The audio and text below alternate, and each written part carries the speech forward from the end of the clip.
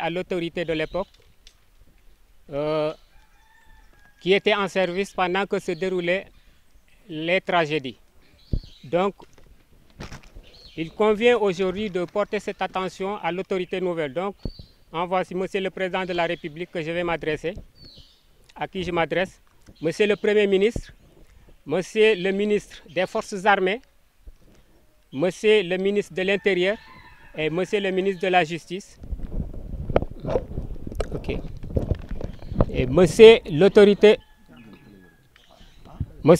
de notre commune, le maire de Kafountine. Chères autorités, 2 ans se sont écoulés, nous endurons la tragique perte de nos frères dans des circonstances non encore élucidées. Depuis, les parents de Feu Filbert ainsi que Madame Bagui les ont rejoints à la suite d'un traitement indigne de la part des autorités de l'époque. En ce jour mémorable, nous repensons cette mort comme à l'instant même, en espérant le porter à l'attention des autorités nouvelles. Nous croyons qu'une attitude responsable de ces autorités permettra de mettre la lumière sur cette affaire et, dans un délai raisonnable, apaiser la douleur du chagrin que vivent leurs familles. Nous croyons au changement de régime, nous croyons à la révolution qui vient de s'opérer, nous croyons que l'heure de vérité a enfin sonné. Ce moment est pour nous l'ultime espoir d'atteindre la solution à notre inquiétude. Nous ne réclamons qu'un traitement digne aux enfants de nos frères dont nous reconnaissons les services rendus à la nation. Que la lumière jaillisse maintenant, que la justice soit rendue pour toutes les victimes.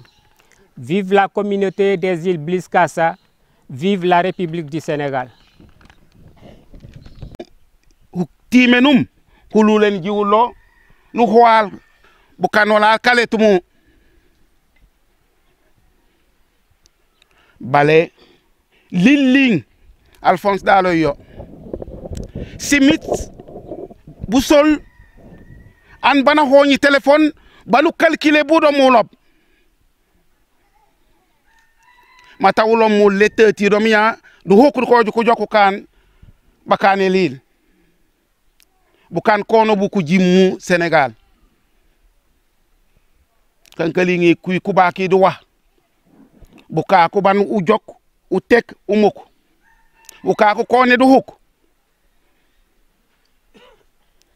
ko ti olambo ke ku fakut bandu kono laal ku jinjim di hal yo no fifi bukana ko ni mu de telo biata malegen elo biata batut oli anyil atita fa fi aboni mu hitu ujo mu tokutu busana fan waj ujo kan ku bonyaku ule nyur tokutu busana fa du wulañ waj ungat donc elo ba yalo bi mu yelo be te batut oli ji nen tiyo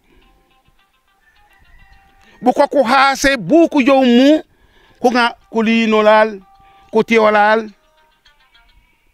emiteta hatia e hase si watu silele numu solil bukule mumu kinteum ko hintoreta oli jone c'est fini hule na hobane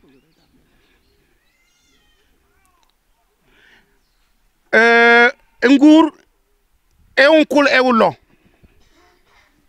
ban kuis kana ku fam fagn ma sete mo baj mata kambengi kaketumu di kamuy katambu ko mankula ko nankula ko le ministre de la justice dane bukana ku kanu mu bukana kumbuka ku joku kumbuka kumuk fanko hasi masetamu mo do mamudu ngi sawsiet kulu ne hubamban ku ciocholal hangto nge unga Fulbert kumukol ayola ila traket fa fola le 11 octobre yema da hokima Didier à ses écoles da somenol ali nol neyma do tanyalo mo babe e jimudi jon mi ñe hulule na hu bamban wa hawdi fañ mo banilo yodu ko français di jandi lobdu bu kolol à l'endroit des délégations qui nous sont venues des 5 villages que constituent, n'est-ce pas, les îles Bliss, n'est-ce pas, remercier également les enseignants dont je suis entièrement membre, parce que c'est la grande famille des enseignants. Ils ont témoigné une fois qu'ils ne sont pas simplement des fonctionnaires affectés à Nyomoun pour simplement comment dire, dispenser des cours, mais ils se sont pleinement intégrés dans le village. Et là, aujourd'hui, ils l'ont témoigné à nouveau. Et par M. Diédiou, et le directeur de l'école élémentaire, transmettez nos remerciements à ces vaillants soldats de la CRE. Mais ce qui motive notre présence ici, c'est de dire qu'on a assez pleuré. On ne pleure plus. Nous avions pleuré il y a 2 ans. Ce qui nous réunit, c'est justement demander à ce que justice soit faite. Ils ont suffisamment menti. Ceux-là qui viennent de nous quitter. Je veux parler bien sûr de ce défunt régime. C'est tortionnaire, c'est criminel. Ils en ont suffisamment tué. Ils ont créé la désolation partout où ils sont passés. S'ils ne sont pas comparables aux tontons Makout, des Duvalier, ils ne sont pas loin de Pol Pot, encore moins de Pinochet. C'est des mauvais types. Et nous voulons que cela soit identifié, traqué, également qu'ils payent, n'est-ce pas, le lourd tribut. Je disais tantôt que si vous prenez la famille de Fulbert, après la mort de Fulbert, ça n'est suivi sa maman et le 11 dernier, nous avons enterré son papa. Didier, à la suite de Didier, dont on ne pourrait jamais accepter qu'il est mort parce qu'il n'y a pas de dépouille, il n'y a pas de tombe, pas de sépulture. Nulle personne ne peut attester que Didier est mort. S'il est mort, où est-ce qu'il a été enterré? Par qui? Si ces bourreaux se sont permis de l'enterrer, ils n'ont qu'à nous indiquer l'endroit où il a été enterré et nous y rendrons assez souvent pour des prières. Fulbert, on connaît là où on l'a enterré, supposé. Il n'y a pas longtemps, ses camarades de promotion sont partis se recueillir sur sa tombe. Didier a perdu à la suite de sa vie. Acceptons qu'il a perdu la vie parce que le régime de la disparition est circonscrit dans le temps et dans l'espace. On ne peut pas disparaître plus de 2 ans, pour ne pas dire 3 ans. On suppose que Didier est mort. Après sa mort, c'est sa femme qui a suivi. Et sa sœur a été enterrée il n'y a pas longtemps à Dakar. Comment voulez-vous qu'on continue à pleurer alors qu'il est possible de sécher ses larmes et d'avoir ce qui a motivé ces crimes crapuleux? Qu'on nous dise qu'est-ce qui a ordonné l'arrestation et la mise à mort de ces vaillants soldats. Qu'on nous le dise. C'est de la révolte qui nous anime. Et il faudrait que ce nouveau régime, étant donné que le ministre de la Justice a clairement dit que ceux qui sont derrière ces assassinats seront traqués et jugés. Donc il y a une manifestation de bonne volonté. Nous les encourageons dans ce sens afin qu'on sache qui est derrière ces assassinats, qui est à l'origine de ces malheurs qui ne s'expliquent nulle part. Rien ne peut justifier qu'on prenne un humain, on le torture à mort. Et on a menti pour nous dire qu'ils se sont noyés.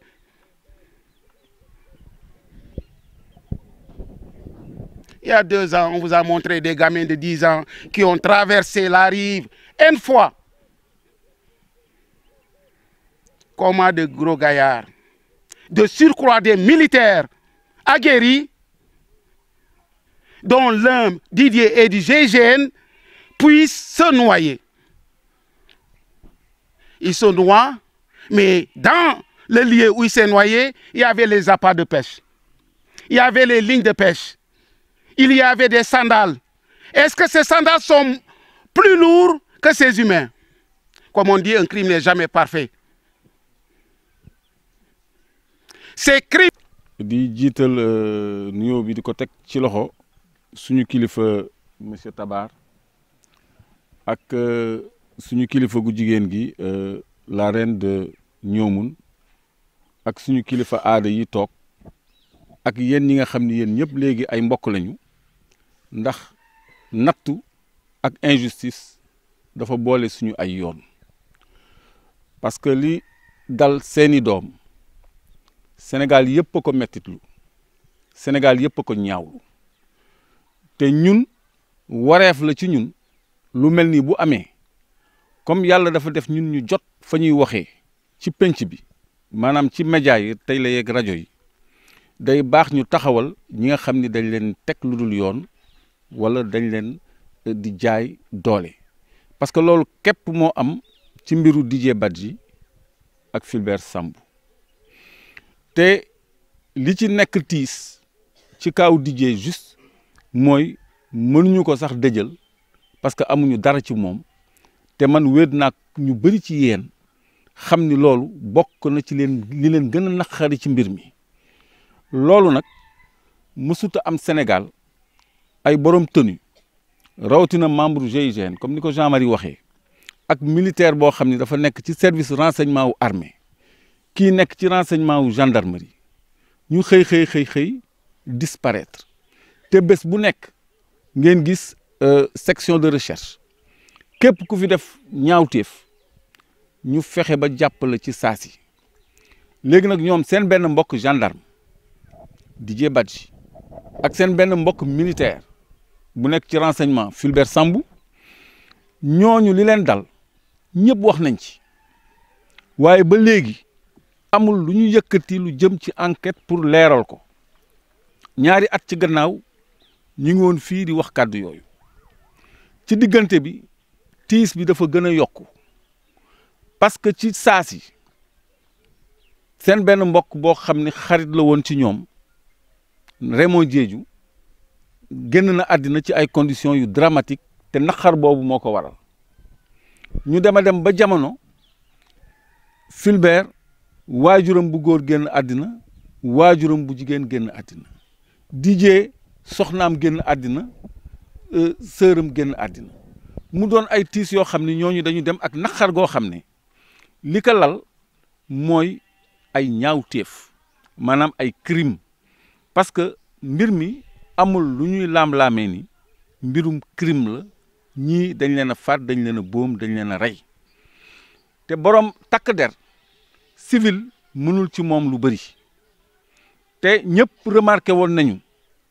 ni ba léegi gendarmerie defu ci communication bi mu ci war a def armée defu ci communication bi mu ci war a def te saa su nekk ngeen dégg DIRPA def communiqué gendarmerie def communiqué procureur dañ koy dégg sax muy def ay conférence de presse benn conférence de presse moo amoon ci mbirum Didier Badji ak Fulbert Sambou te loolu moo doon musiba bi parce que procureur ba woon Mamadou Diouf dafa dem daal di décider boppam ni autopsie mënut a am maanaam mënuñu càmbar lan moo tax Fulbert Sambou génn àddina te loolu du wareefam parce que dafa war a commettre dafa war a sàkku ci benn personne qualifiée muy docteur médecin légiste mu def loolu te loolu lu mënoon a ne la donc ñëpp xam nañ ni loolu du woon dëgg te man ca jamono Macky Sall laa ni woon loolu du woon dëgg te loolu daan la bu ñu mën a teg magistrat parce que loolu faute la bu tudd entrave à la justice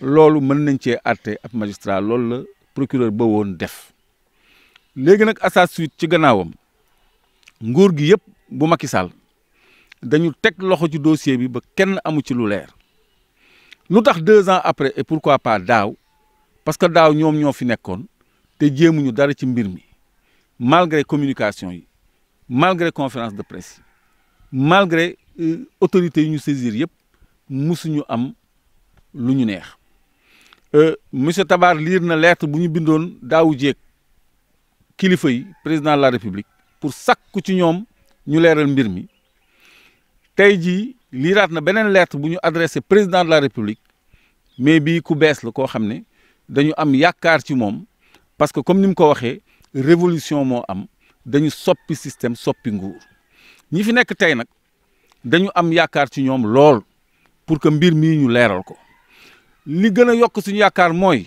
ñaari yëf benn bi premier ministre Ousmane Sonko wax na ci meeting ni kaaw Didier Badji ak Fulbert Sambou duñ ko bàyyi noonu il faut que ñu leeral ko waaye li ci gën a dal xel ci gannaawam ministre bi nga xam ni moom moo yor justice dafa joxoñ baaraamu tuuma parce que waxatuñu waxu disparition ministre bi dafa ne ñi nga xam ni ñoom ñoo def ñaawteef bi ndeyu ñaawteef bi sax la wax parce que mooy ignominie ci français mooy ñaawteef bi gën a ñaaw danañ leen topp danañ leen luqati danañ leen teg daan comme ni ko Alain waxee Jean-Marie waxee daan yi gën a tar mbugal yi gën a tar la ñu yelloo lu jóge ci yoon parce que li ñu def musul am Sénégal te lu ñaaw a ñaaw a ñaaw a ñaaw la kon loolu moo tax ñun tey jii yaakaar nañu ni lettre bi fi monsieur Tabar liir léegi nguur gu bees gi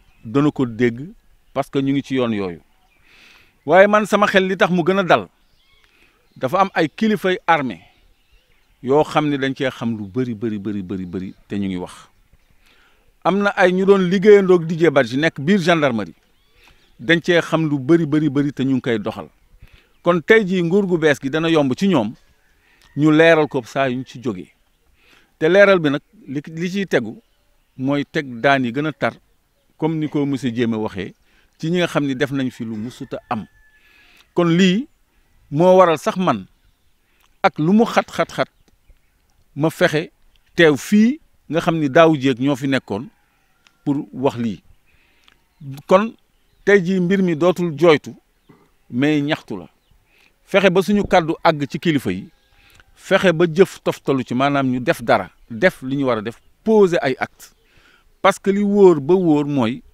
am na ñu nekk ci armée geeg gendarmerie yoo xam ni ñoom ñoo leen gën a bëgg sax yéen mbir mi leer parce que ay frères d'armes lañu ak Didier Badji ak Fulbert Sambou te ñooñu tey li leen tënkoon tënkatu leen may dalal seen xel rek ni enquête bi bés bu jógaatee dina leer nañ parce que ministre bi ku déglu ni mu waxee ngeen xam ni am na njort parce que dafa ne ñii nga xam ni ñoo def ñaawteef bi te Didier Badji kenn xamul ndax mu ngi dund wala dundul mais moom dafa ni ñi def ñaawteef bi danañ leen topp teg leen ay daan kon ñun lu ñu mën ci loolu ci suñu taxawaay ci wax ak kilifa yi ci wax ci waxukaay bi maanaam télé yeeg rajo yi ci manifester ak ci bépp initiative boo xam ne doomu Bliss Casa jël nañ ko ñun ñu ngi seen gannaaw ñu ngi seen wet ñu ngi ànd ak yéen parce que ñun ñoo bokk naqar bi parce que lépp loo xam ni du dëgg du yoon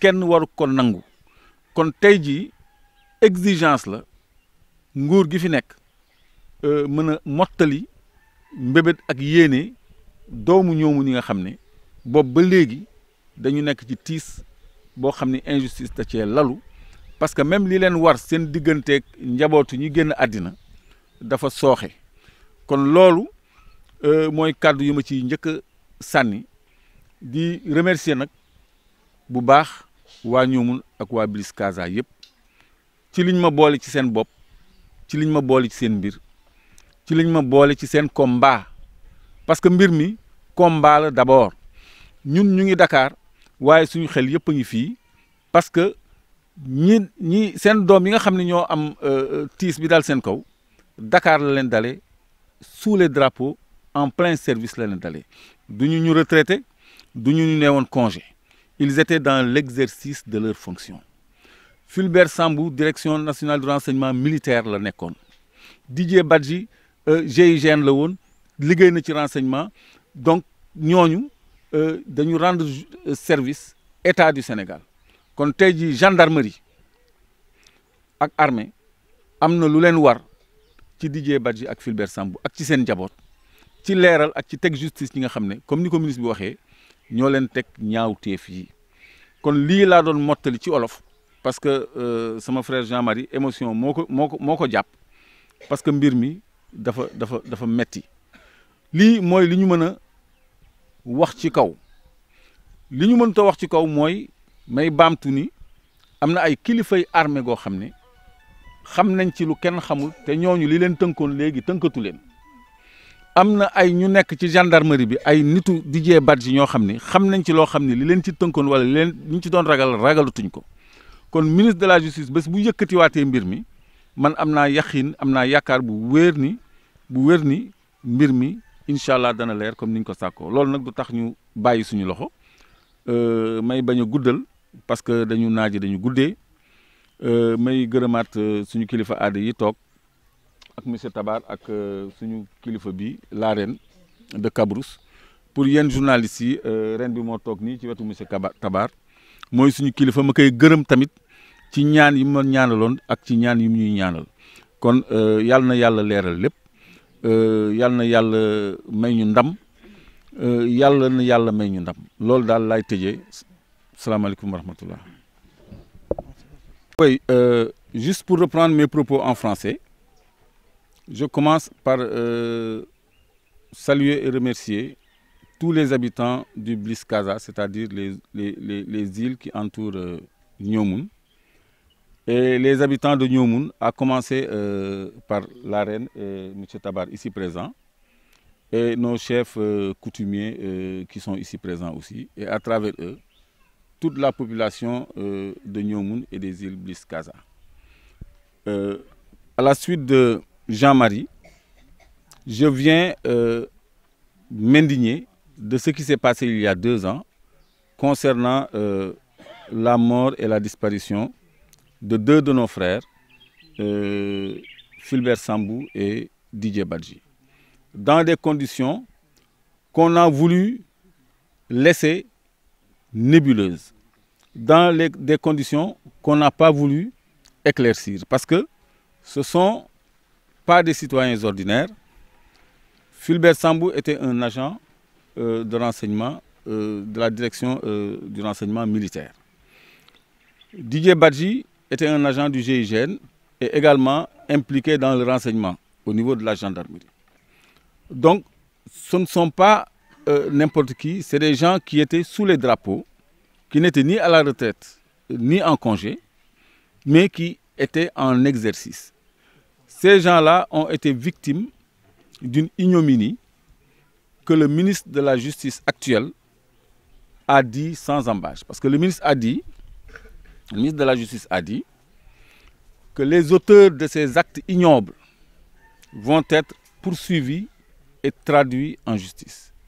Cela veut dire que c'est presque une accusation que les frères Didier Badji et Fulbert Sambou ont été lâchement et froidement assassinés. Avant lui, le Premier ministre Ousmane Sonko, lors d'un meeting, avait dit que la mort de Didier Badji, de Fulbert Sambou et la disparition de Didier Badji ne resteront pas impunis et qu'ils vont faire toute la lumière. Actuellement, au moment où je vous parle, le régime a changé. Parce que, comme l'a dit M. Tabar, on a opéré une révolution et on a mis un régime nouveau au pouvoir. Il y a 2 ans, une lettre avait été adressée aux autorités de l'époque, c'est-à-dire le président de la République de l'époque. Et aujourd'hui, une autre lettre, dans le même sens et dans le même format, a été adressée au nouveau régime. Nous portons beaucoup d'espoir et de confiance en ce nouveau régime, surtout après les discours du Premier ministre et du ministre de la Justice. S'ajoute à cela que d'éminentes autorités de l'armée en savent beaucoup et sont prêts à en parler. Beaucoup de collègues de Didier Badji dans la gendarmerie ont avancé dans des enquêtes parallèles et sont prêts à contribuer pour l'éclatement de la vérité. Parce que ce sont des frères d'armes. Ils sont frères avec Didier et Fulbert Sambou, comme vous êtes frères, vous, avec eux. Parce que dans l'armée, il y a des liens séculaires qui sont presque des liens de parenté. Donc, moi, je suis rassuré que prochainement, la lumière sera faite dans cette affaire voulue ténébreuse. Parce que les pesanteurs qui tournaient autour de ce dossier sont écartés. À commencer par le procureur d'alors, Mamadou Diouf, je crois qu'il s'appelle, qui avait de façon péremptoire conclu qu'il ne pouvait pas y avoir d'autopsie. Alors que ce n'était pas de son ressort que de le dire, il avait à commettre une personne qualifiée, à faire réquisition à personne qualifiée pour déterminer si oui ou non il pouvait y avoir autopsie. Et en cas de mort suspecte, l'autopsie est automatique. Le juge est lié par une disposition de la loi pour procéder à une autopsie, ce qu'il n'a pas fait. Maintenant, ce magistrat-là, tout procureur qu'il est, s'expose à la loi parce que l'entrave à la justice est un délit opposable à un magistrat et il s'est rendu, le procureur d'alors, coupable d'entrave à l'exercice de la justice en refusant de procéder à une autopsie comme la loi le lui oblige en cas de mort suspecte. Donc, c'est vrai que depuis 2 ans, le drame s'est approfondi. Le frère Didier Badji a perdu son épouse.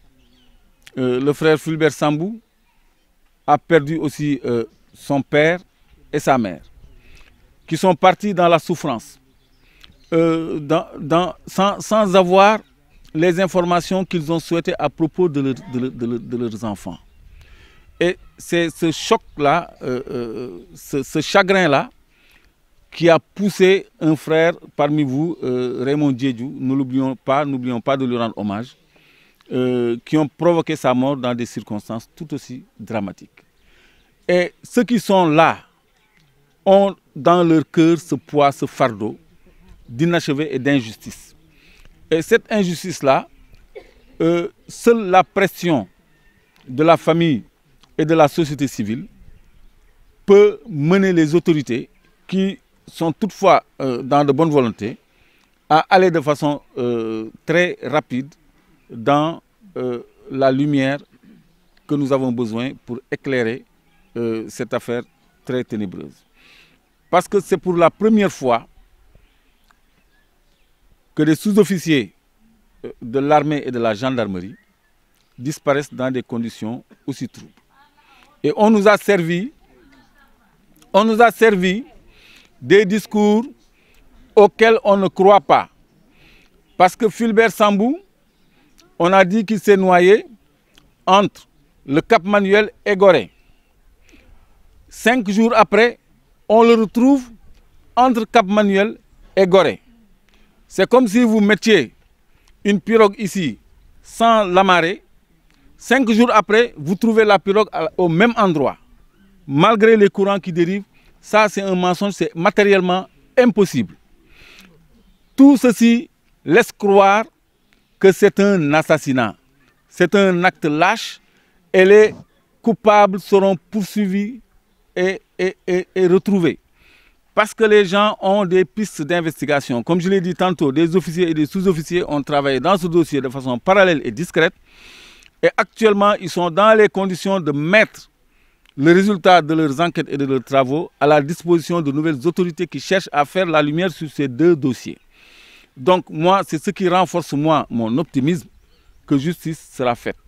Mais néanmoins, nous qui avons la chance d'avoir accès à la parole publique, c'est-à-dire qui avons accès aux médias, les télévisions, les réseaux sociaux, nous ne ménagerons aucun effort pour qu'à chaque fois que de besoin, de rappeler que justice doit être faite dans le cas de Didier Badji et de Fulbert Sambou, parce qu'il n'est pas normal, parce que c'est des gens qui ont servi le Sénégal, c'est des gens qui n'appartiennent pas à Nyomoun seulement, qui n'appartiennent pas à leur famille biologique seulement, mais qui appartiennent à la République. Parce que Fulbert Sambou, son cercueil a été enveloppé du drapeau de la République. Moi, je ne peux pas avoir cet honneur quand je mourrai parce que je ne suis pas sous les couleurs. Donc, ce n'est pas des citoyens ordinaires et la République leur doit bien ça. C'est pourquoi, encore une fois, je suis très satisfait et optimiste par rapport au discours sans embâche du ministre de la Justice et je suis sûr que justice se fera. Donc, je compatis à la douleur de tous les frères. Je compatis à la douleur des familles qui n'ont rien de Didier Badji pour faire une sépulture, qui n'ont aucune confirmation et qui sont quand bien même pessimistes par rapport aux circonstances dans lesquelles il a disparu depuis plus de 2 ans maintenant.